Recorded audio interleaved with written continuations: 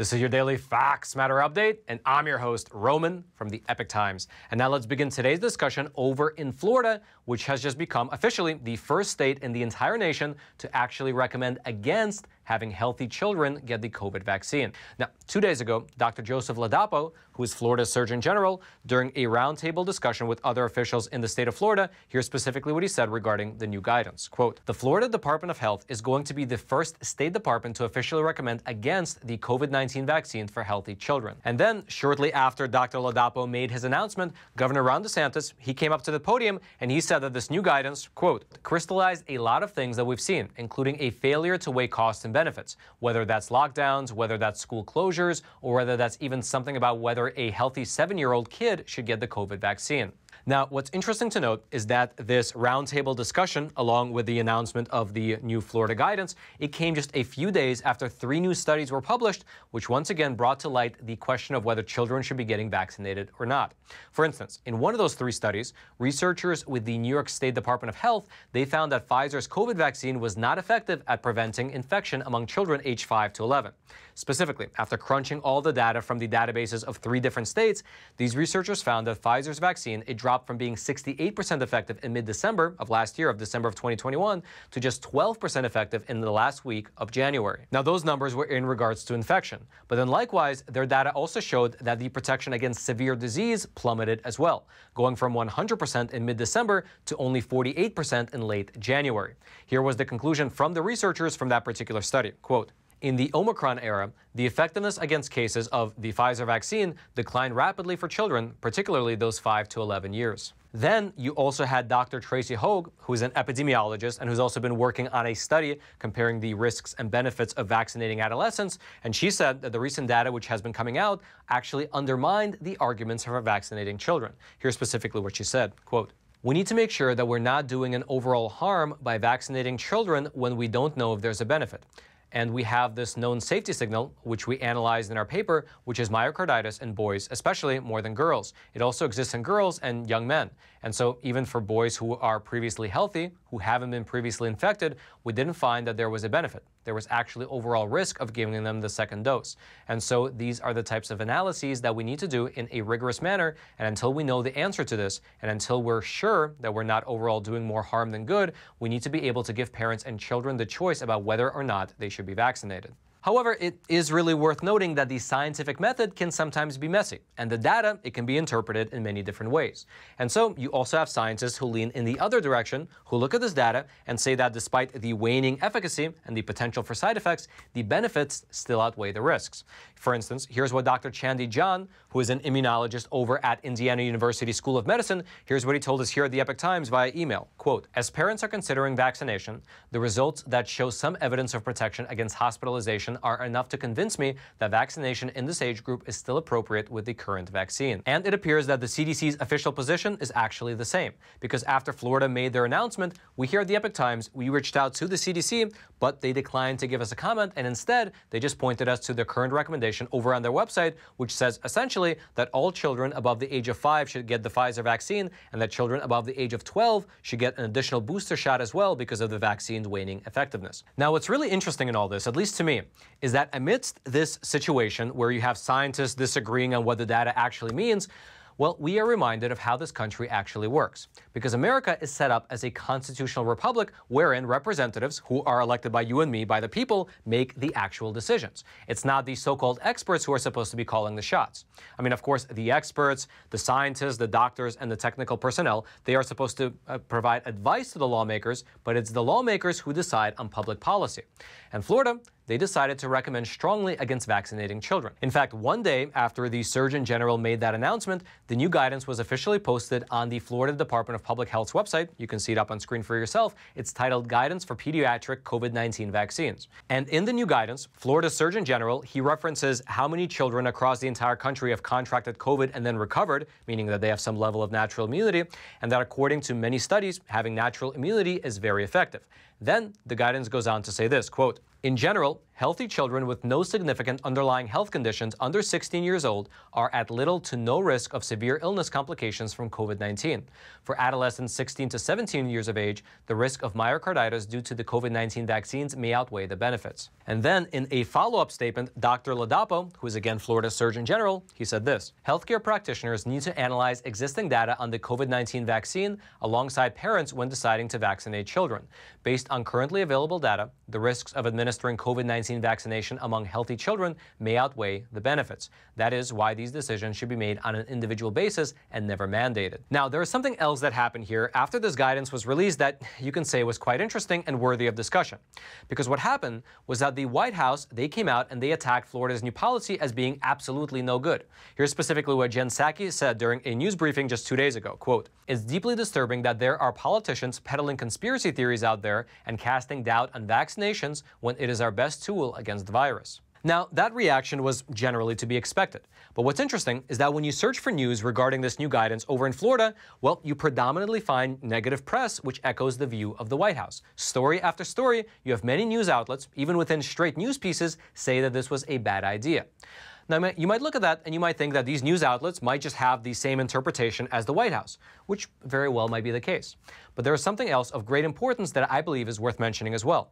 And that is, according to documents which were obtained by the Blaze through a Freedom of Information Act request, they found that hundreds of news organizations throughout the country, they have been paid by the federal government to advertise the vaccine as part of a quote-unquote comprehensive media campaign from the Department of Health and Human Services. And it appears that their spending was not limited to only clearly defined advertisements. Instead, according to the documents, quote, "The Biden administration purchased ads on TV, radio, in print, and on social media to build vaccine confidence, timing this effort with the increasing availability of the vaccines.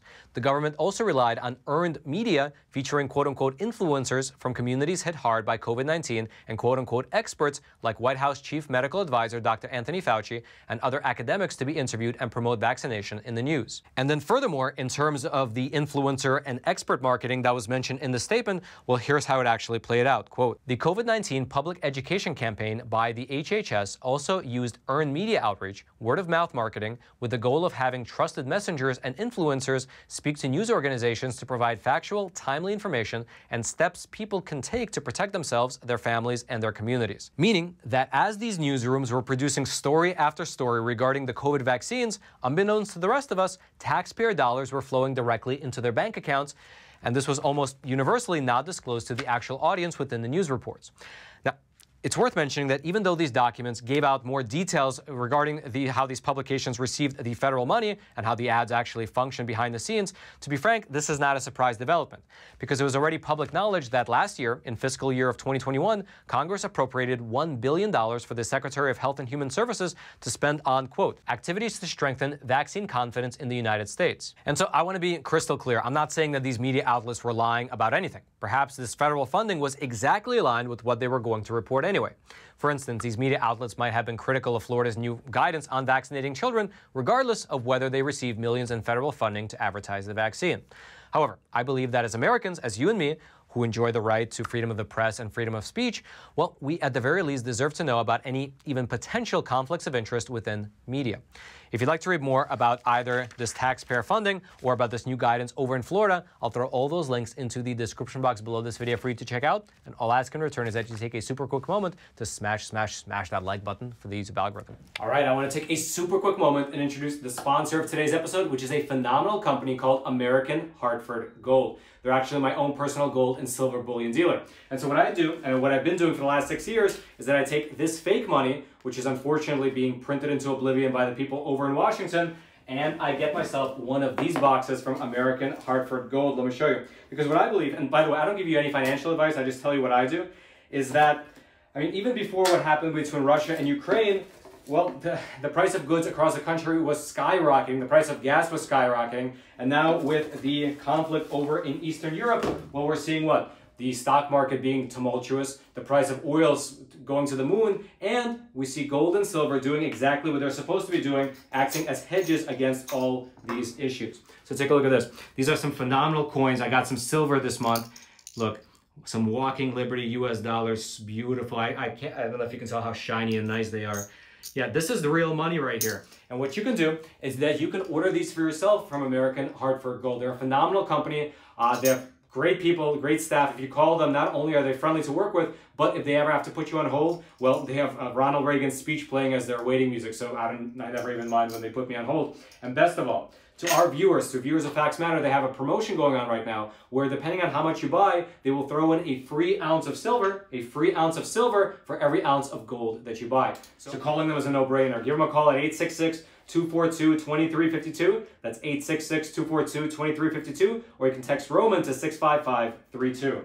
And best of all, if you give them a short phone call, they can show you not only how you can get physical gold and silver delivered directly to your doorstep, but also how you can have it deposited directly into your 401k and your IRA accounts. They make the entire thing super, super simple. So give them a call. The number is, again, 866-242-2352, or you can just text the word Roman to 65532. I'll throw all that into the description box below. American Hartford Gold, thank you so much for sponsoring this episode. Now, Roman in the studio, back to you. And now let's shift gears just a little bit. While I was down in Florida, I took the unique opportunity to sit down and speak with Congressman Billy Long, and together we discussed the looming danger of the massive national debt that's hanging above our heads, as well as whether or not there is any political will within the Republican Party to address this looming threat if they take back Congress. Take a listen. So we are here in Florida at this year's CPAC, and we have a unique opportunity. We're sitting down with Billy Long, a congressman from the great state of Missouri, or as he pronounces it, Missouri? Missouri.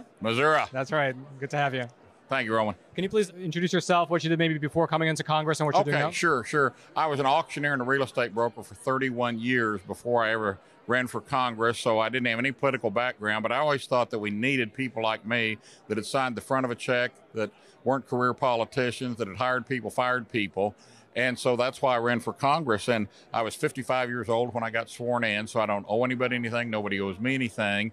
And I took a 6-term pledge when I went. And the difference in me and these other candidates is I'm sticking to my pledge. If you go, and ask around how many people made a pledge that only served so many years in Congress and so many years in the Senate, they all break their pledge. I could have stayed in the House for as long as I wanted. After my first race, which was a very competitive 8-way race, I had primaries, but I never had a competitive election. So I was able to raise money to help other candidates in purple seats to make them red or keep them red. And so that was always my intent, was to help build up the numbers in the House. So what you mentioned there is something I really want to highlight.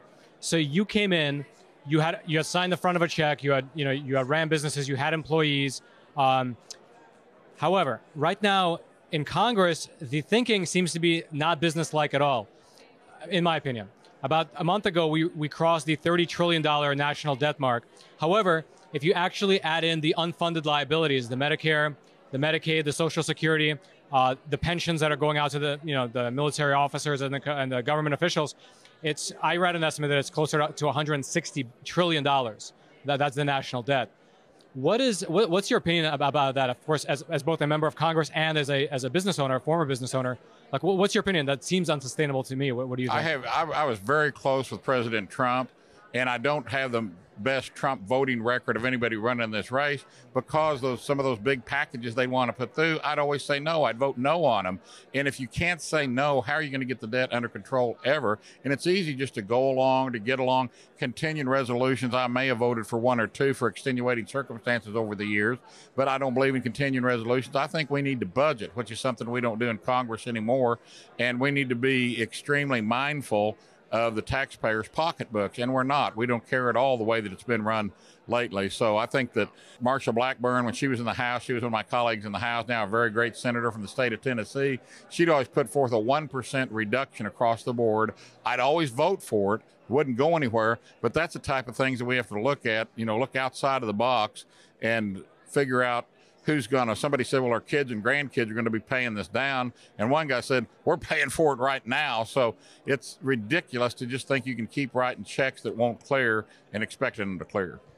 Do you see any hope along this front? Because a lot of people are saying, well, and the polls are showing that the Republicans might really take back not only the House, but also the Senate in this upcoming midterm. Do you see any hope? Do you see any political willpower? Because let's say they do take back the House. Well, these kinds of measures oftentimes aren't pretty, and they're not very popular to say, well, we need to cut back, we need to take things away. Do you see any possibility that this issue can be addressed? I certainly think that it can. And another thing that can be done is we can stop what Joe Biden's doing. We can slow it down. Right now, the only thing we can do is what Pelosi wants us to vote on in the House. You can't even bring the bill to the floor unless she says you can. So right now, we just need to keep working as hard as we can. We're going to take the House back in big numbers. We need to take that Senate seat back, or the Senate back, and the red seat in Missouri needs to stay red. And if we get the wrong person elected, we've got a former governor that had to resign after 18 months, and if we put him as our nominee, the party says, well, I spent $40 to $50 million trying to drag him across the finish line. Where with me, the Democrats won't even come after me. They won't come after any of the other candidates in this race, because they know they can't win that seat. But if we put the wrong person in there, and I told President Trump this, I announced on August the 3rd in New York there, and then I went over and went up Trump Tower and sat down and talked to the president for 45 minutes, just the two of us, him on one side of his desk, me on the other side. And I told him that very thing. I said, you need to endorse me. If you endorse me, I win, going away. And if you do that, then we're going to say $40 to $50 million that we can spend in Arizona picking up that seat we should have never, ever lost, and spend it in Georgia on that seat we should have never, ever lost. Normally, you elect a senator, they're in for 6 years, and so you don't think about it again. Nobody remembers that those were special elections in Georgia and Arizona. They're both back on the ballot, plus Missouri, so you got 3 races that are very important to firing Chuck Schumer, and we need to fire Chuck Schumer. We're going to fire Nancy Pelosi. That's a given. There's 30 of my colleagues that have resigned, or not resigned, but are not going to run again on the Democrat side. They know that a tsunami is coming. It's going to take them all out. So they're like, why don't I not campaign? Why don't I raise money? Why don't I just go home at the end of my term? And that's what they've elected to do, because they know it's coming. The Democrats are so unpopular. Joe Biden is so unpopular, but we've still got 3 years to put up with him and Kamala. So we've got to get in there and stop. You got to stop what they're doing. Number one, that saves you a lot of money. And number two, then cut back on the spending. So those are the two things we have to do. So shifting gears a little bit to what's happening right now in Ukraine, between Ukraine and Russia. So of course, just last early morning, Russia began an aggressive campaign against Ukraine in multiple cities across the country. Let's set aside what led up to it for a moment. So just let's take that as fact. Moving forward, what do you think the best approach for America would be in addressing what's happening? And with the sanctions that have been announced thus far, do you think that's a proper approach? Do you think there should be more or less? What do you think? I think that they should put every sanction on they can possibly think of. But it's not just putting on sanctions, Roman. It's implementing those sanctions and sticking to them.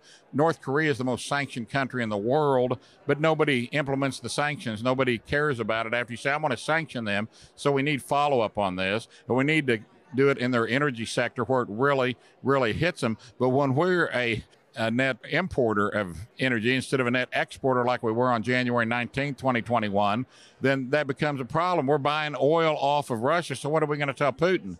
We need that oil. So how straightforward are we going to be with him on Ukraine? He built the tanks up for months. He built the troops up for months and kept saying, the president of Ukraine said, oh, the Americans need to quit talking about war. We're not going to be at war. Really? Everyone saw this coming. The intelligence that we had on that, everybody knew that it was coming. It was like Putin was wearing a GoPro. We had such good intelligence. Everything was spelled out on how they were going to do this. And so it's ridiculous that we have to kowtow to Vladimir Putin, an ex-KGB guy. But somebody sent me a meme yesterday. It had Putin on the famous horse picture with no shirt on, and Joe Biden walking out of an ice cream store with 2 big ice cream cones. And that's and another thing people don't realize, when you're president for life, when Putin's president for life, and our president's term limited to 8 years, when President Xi is president for life, how many times did they invade during Trump's presidency? None. How many times did they push around Taiwan during Trump's presidency? None. Depending on if you're talking about Russia or talking about China. I was in Kiev back in 2014, and we were in a restaurant, and we were looking, we were going out as far east as we could go with their military to see, because Putin was bringing body bags home. He said they weren't in Ukraine, but they were bringing body bags home, and so he had to finally admit, he kept telling the parents that these were training accidents, all these dead bodies coming home, these Russian soldiers. So he had to admit what was going on. But in that restaurant, under the wine list, there was a wine listed from the temporarily occupied region of Crimea.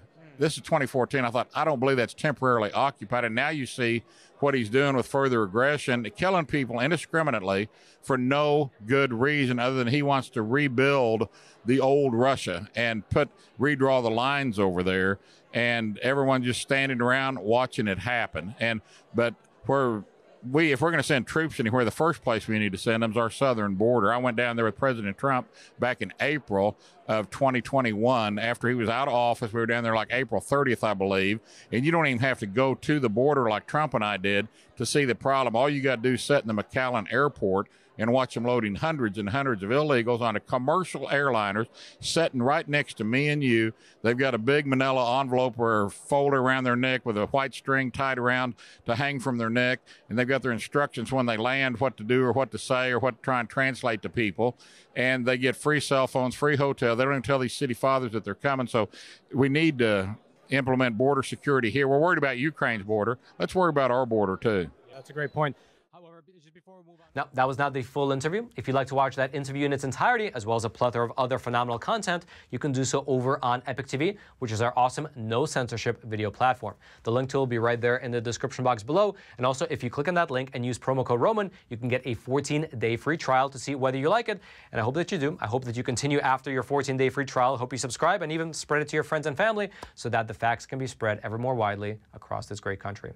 And then until next time, I'm your host, Roman from the Epic Times. Stay informed and stay free.